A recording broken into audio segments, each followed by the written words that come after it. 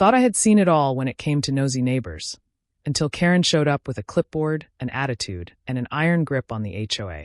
But nothing could have prepared me for the day she tried to trespass into my home and then had the audacity to call 911 on me. What started as petty complaints about my mailbox color and lawn decorations quickly spiraled into full-blown neighborhood warfare. Fake violations, HOA drama, and one insane power trip later, Karen finally crossed the line, and I caught it all on camera. But trust me, the way she got exposed? That's the best part. Stick around, because this is the ultimate HOA nightmare turned karma masterpiece. Hello, beautiful peoples. Before we dive in, let me know, where are you watching this from? Tell us in the comments and subscribe. Introduce a peaceful suburban neighborhood where homeowners go about their daily lives without much fuss. The protagonist, a calm and reasonable resident, enjoys the simple pleasures of homeownership, mowing the lawn, sipping coffee on the porch, and occasionally chatting with neighbors. It's an ordinary place, quiet and predictable, until one fateful encounter disrupts the peace. Enter Karen. She's the self-appointed queen of the cul-de-sac, armed with a clipboard, an inflated sense of authority, and an uncanny ability to sniff out the most insignificant infractions. She takes her self-imposed duties seriously, monitoring everything from mailbox heights to the angle at which trash bins are placed on the curb. It begins with something trivial. Maybe a lawn gnome peeks out from the flower bed, or a garden hose is slightly out of place. Karen sees it, and to her, it's nothing short of a crime against the sanctity of the neighborhood. With a dramatic gasp and furrowed brows, she marches over, ready to issue her first official complaint. The protagonist, amused but slightly annoyed, listens as Karen rattles off a list of supposed violations. Her tone is urgent, as if these minor offenses threaten the entire foundation of suburban civilization. The conversation is brief, but it sets the stage for what's to come. Karen isn't just a meddlesome neighbor. She's on a mission to enforce her own version of the law, and she won't stop until the entire community bends to her will. What starts as a small nuisance soon escalates into a full-blown neighborhood saga. Karen's reign of suburban terror begins with the smallest infractions, each one more ridiculous than the last. She operates with the confidence of a high-ranking official, though no one actually appointed her to any position of authority. Armed with an outdated HOA handbook and a clipboard full of handwritten violations, she patrols the neighborhood with the intensity of a drill sergeant. Her first official act of power? Issuing a citation for a single leaf on the protagonist's driveway. She stands there, pointing at the offending leaf, as if it's a direct attack on community standards. "This is unacceptable," she declares, shaking her head in disappointment. When the protagonist laughs it off, Karen's eyes narrow. This isn't a joke to her. It's a serious matter of law and order. Emboldened by her self-importance, she starts making up new rules on the spot. The mailbox is suddenly too modern, the flower bed disrupts the neighborhood aesthetic, and the front porch light is too bright. She delivers these proclamations with an air of finality, expecting immediate compliance. But the most absurd moment comes when she accuses a car of illegal parking, despite it being parked in the homeowner's own driveway. "It's at an angle," she insists. It throws off the symmetry of the block. The protagonist stares in disbelief, realizing that Karen isn't just meddling. She's on a full-blown power trip. As she tightens her grip on the neighborhood, some residents fall in line, either too exhausted to argue or secretly entertained by the spectacle. Others, however, begin whispering among themselves. If Karen is willing to escalate over a single leaf, what's next? The neighborhood braces for impact. The protagonist quickly realizes that reasoning with Karen is like arguing with a brick wall, except the brick wall wields a clipboard and thrives on confrontation. Every attempt at a calm, logical conversation is met with exaggerated gasps and increasingly bizarre interpretations of the HOA guidelines. When questioned about her authority, Karen responds with a mix of indignation and vague legal-sounding phrases. According to the homeowner's code of conduct, she proclaims, though no one has ever actually seen this document, infractions must be addressed immediately or fines will be issued. Rather than engage in a never-ending war of words, the protagonist decides on a different approach. Compliance, but with a twist. If Karen insists on enforcing ridiculous rules, then it's time to follow them to the letter, in the most inconvenient and passive-aggressive ways possible. The first move is strategic. The The protagonist repaints their mailbox an HOA-approved color, but selects the most eye-watering shade within the guidelines. A fluorescent beige that technically meets the requirements, but manages to look completely out of place. Karen is horrified but powerless. "This isn't what we meant by neutral tones," she huffs. Next, the protagonist begins subtly pushing the boundaries. The garden gnome, previously an issue, now gets replaced with an entire lineup of gnomes, all carefully positioned in poses that seem to be staring directly at Karen's house. The trash cans, once placed neatly by the curb, are now positioned with precision but at odd, legal angles that technically comply yet drive Karen to distraction. The real masterpiece, however, is the lawn. Karen had once complained about the grass being too long, so the protagonist trims it down to the exact HOA-approved length, down to the millimeter. Then, just to make a point, they start measuring and documenting it for Karen's benefit, ensuring she knows every blade is in full compliance. Despite the protagonist's careful adherence to the rules, Karen refuses to back down. In fact, the more she sees her authority being mocked, the more desperate she becomes to maintain control. She starts escalating her tactics, sending formal complaint letters, demanding HOA meetings, and even trying to gather support from neighbors. But something unexpected happens. Instead of rallying behind her, the neighborhood starts laughing. People begin sharing their own Karen horror stories, realizing they're not alone. A quiet resistance begins forming, and Karen, once the self-appointed queen of the cul-de-sac, starts to feel her grip slipping. And that's when she takes things too far. Word spreads quickly through the neighborhood. Karen isn't just after one homeowner, she's after everyone. Her overzealous enforcement has reached new levels of absurdity, and the community is starting to take notice. Some neighbors, either fearful of her clipboard or simply amused by the spectacle, whisper among themselves but don't dare oppose her outright. Others, however, are fed up. They start swapping stories, each one more ridiculous than the last. Tom from next door shares his latest run-in. "She accused my cat of trespassing," he says in disbelief. "My cat?" She claimed he was loitering in her yard. Another neighbor, Sarah, shakes her head. "She filed a complaint about my Halloween decorations." In August, a secret HOA rebellion begins to form.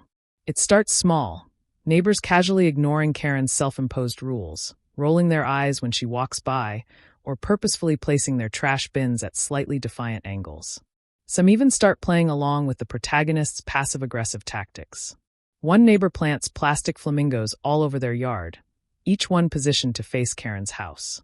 Another installs a mailbox that's technically HOA compliant, but styled like a medieval castle turret, just to watch her fume.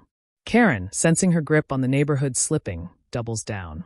She escalates her enforcement efforts, patrolling more frequently, scribbling more citations, and loudly declaring infractions for all to hear. She even tries to rally support from like-minded homeowners, but the neighborhood is no longer taking her seriously. At the next HOA meeting, tensions boil over. Karen arrives with a full binder labeled neighborhood offenders. Pages upon pages of supposed violations, complete with photos, timestamps, and color-coded notes. She stands before the group, flipping through her pages with the fervor of a courtroom prosecutor. But instead of the outrage she expects, she's met with muffled laughter and exaggerated yawns. Someone even holds up a fake citation they received and waves it sarcastically. "Karen, you reported me for having my garden hose too visible. What does that even mean?" For the first time, Karen looks unsure of herself. The tides are turning, and she's losing her self-imposed reign. But instead of backing down, she does what Karens do best. She escalates in the most dramatic way possible. And that's when she crosses the line. Karen, sensing her grip on the neighborhood slipping, becomes more desperate. Her clipboard now has extra pages stapled to it, her patrols become more frequent, and her complaints more absurd. She starts citing homeowners for things that aren't even in the HOA bylaws.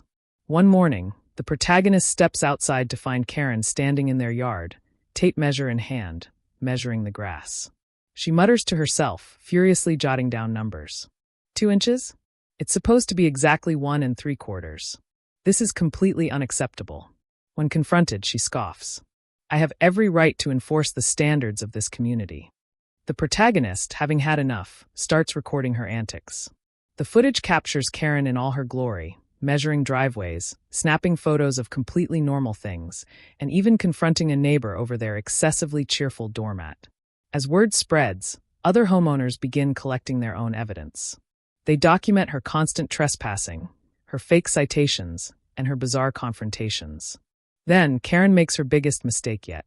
In a final act of control, she marches up to the protagonist's front door and demands to inspect their property for further violations. When the protagonist refuses to let her inside, Karen's face twists in fury.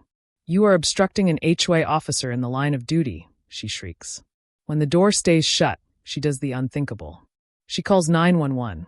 The emergency dispatcher, clearly confused, asks what the problem is. Karen, in full meltdown mode, claims that the homeowner is refusing to comply with HOA regulations and is becoming aggressive. Minutes later, 2 police officers arrive. They listen as Karen dramatically recounts her version of events, claiming she was threatened and harassed simply for trying to do her job. Then, the protagonist calmly shows the officers the security footage. There it is, Karen trespassing, snooping, making up rules on the spot, and now calling 911 over absolutely nothing. The officers exchange a look before turning to Karen. "Ma'am, you can't just enter people's homes. That's trespassing." Karen's face turns red. But the HOA. The HOA is not the law, ma'am." Her argument crumbles. The police warn her that if she's caught on anyone's property again without permission, she'll be facing actual legal consequences. The neighborhood, watching from porches and windows, erupts in silent victory. And Karen, for the first time ever, is speechless. The fallout is swift and glorious. Karen, once the self-proclaimed queen of the HOA, is now the subject of neighborhood gossip. The footage of her trespassing, measuring lawns, and falsely calling 911 spreads like wildfire in local group chats. The HOA board, now under immense pressure, is forced to take action.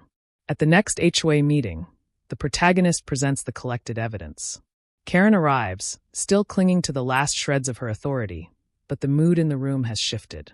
Where once neighbors listened to her rants with reluctant patience, now they sit with folded arms, unimpressed and fed up. The HOA president clears his throat and delivers the news. Karen is officially removed from any HOA enforcement role. A murmur spreads through the crowd, followed by muffled cheers. Karen's face turns ghostly pale. "You can't do this. I've dedicated so much time to improving this neighborhood." The president sighs. "Karen, you violated multiple bylaws, harassed homeowners, and, let's not forget, called the police over an imaginary emergency." But the best part? Karen herself is fined for multiple HOA violations. Non-regulation holiday decorations, her oversized blinking "HOA rules matter" sign is deemed an eyesore. A fence that is half an inch too tall, a neighbor finally reports her. Improperly stored garbage bins, she left them out too long while spying on others. The HOA president hands her an official notice. "Your fine is due in 30 days.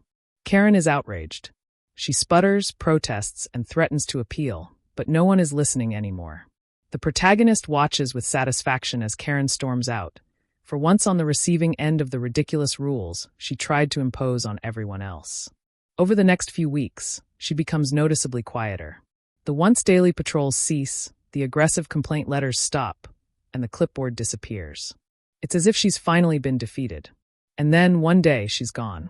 Her house goes up for sale, and within weeks, a moving truck appears. No official goodbyes, no farewell speeches, just a swift and silent exit. The neighborhood breathes a collective sigh of relief. And to celebrate, the protagonist, along with a few rebellious neighbors, decorates their lawns with gnomes. Just because they can. With Karen gone, the neighborhood feels lighter, freer. No more clipboard patrols, no more ridiculous citations, no more unsolicited lectures on community standards. For the first time in years, people can leave their trash bins out without fear of judgment, park their cars at whatever angle they please, and decorate their lawns however they see fit.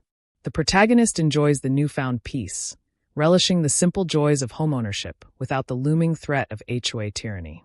One morning, while sipping coffee on the porch, a neighbor walks by with a knowing smirk. "Did you hear?" they ask. "Karen's house finally sold." The protagonist raises an eyebrow. "To someone normal, I hope?" The neighbor chuckles. "Well, about that." A moving truck pulls up, and out steps a woman with meticulously styled hair, an aggressively neutral-colored sweater, and an expression of quiet judgment as she surveys the street. The protagonist sighs. "Oh no." The neighbor nods solemnly. "Karen 2.0. But this time the neighborhood is ready.